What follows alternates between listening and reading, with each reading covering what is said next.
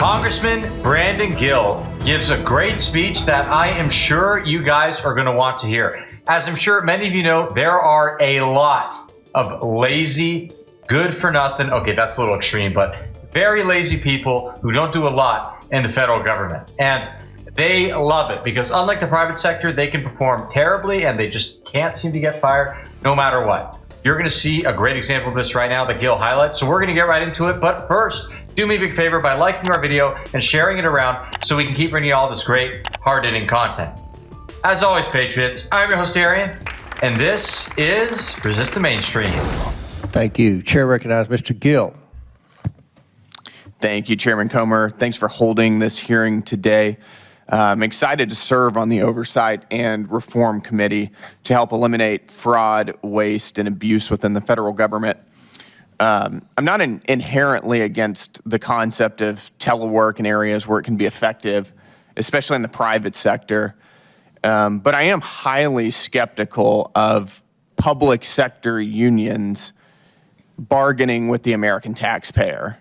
Unlike private sector unions, of course, and the public sector unions don't have to worry about undermining the economic viability of any business or entity. In other words, there's not really a limiting principle to what they can ask for. Whereas private sector unions can only bargain so much before they run their employer out of business. Public sector unions can milk working class American taxpayers limitlessly. I think that's a serious problem, and that appears to be exactly what happened here. In the federal government, telework has proven to be a really sweet deal for union bosses, with working class Americans picking up the tab. The Government Accountability Office released a report in November 2024 finding the federal government could not effectively track telework or its effects.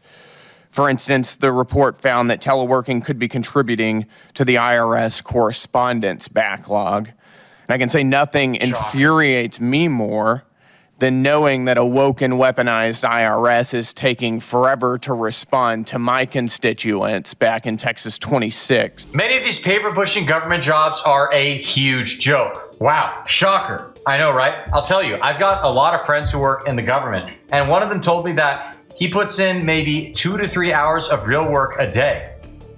And that a bad week for him, a busy week, he's putting in about 30 hours total.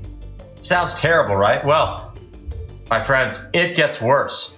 He is actually one of their top performing employees. They love him, and he's constantly getting promoted. So that's the kind of standard we're talking about. Because he's not literally sitting there doing nothing, they love him, and he's one of the best performers there. That is crazy. Okay, there are people who, they can't get fired. They're not nearly even close to the sharpest tool in the shed, and that's me putting it charitably. And they just get away with it. The last thing we need is more telework to help them be even lazier than they already are. Because they've got employees who are relaxing at home. I'd love to see President Trump fix this. However, of course, the Biden administration, particularly former Social Security Administrator Martin O'Malley, have done everything possible to tie his hands to allow maximum teleworking. Former Commissioner O'Malley gave the American Federation of Government Employees a sweet deal courtesy of the taxpayer that locks in maximum teleworking until 2029. O'Malley's considered one of the most moderate Democrats, by the way. Keep that in mind. That's crazy. Despite the fact that President Trump won in a landslide and our party, the Republican Party, has a very clear mandate to fix the chaos that the Democrats created, including in the federal government, like right here. As has been mentioned, former Commissioner O'Malley is also running to be the next chairman of the DNC, and presumably you're courting those same union bosses that you were cutting deals with not long ago. I don't think they have a vote. I knew DC was corrupt, but that is still astounding. I'd like to begin with Ms. Gressler, and thank you for being here, by the way. We appreciate it. You've written a lot about how federal employees could be spending 100% of their time working for unions instead of the taxpayer due to actions taken by the Biden administration. Could you elaborate on that? How does this harm the taxpayer? Well, that gives those federal unions more leverage. They don't have to collect higher fees from their members because they are able to effectively fund their payrolls by having federal employees work for them instead of do the jobs that they were hired to. And I think that we should have recognized here on both sides of the aisle that telework can be a good thing, and the problem gets down to not being able to enforce it. The Biden administration tried to get agencies to get workers back into the office. People like Mr. O'Malley brought back their own staff, but when it comes down to the rank and the file, who are the union members, you couldn't get them to come back. They want telework because they're lazy, plain and simple. You are not going to believe some of the things that these people have done. I'll give you an example. An environmental protection employee was caught watching corn on the job. Yes, corn, but replace that C with another letter and you'll get what I'm talking about.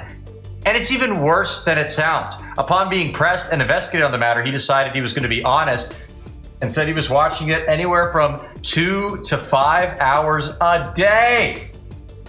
Investigators found over 7,000 corn files on his hard drive.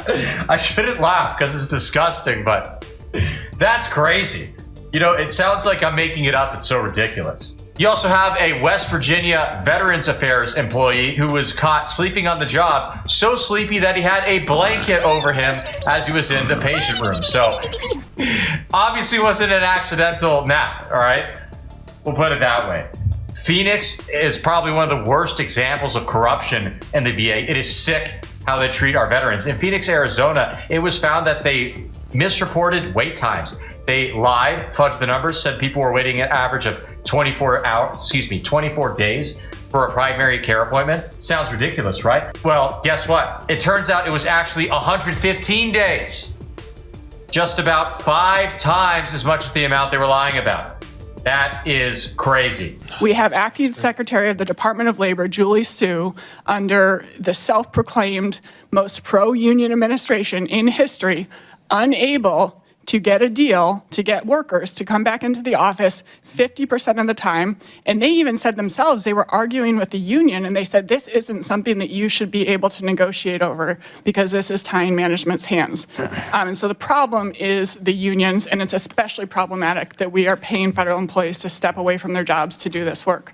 That's right. And can you tell us what specific actions could President Trump or Congress take to end this practice?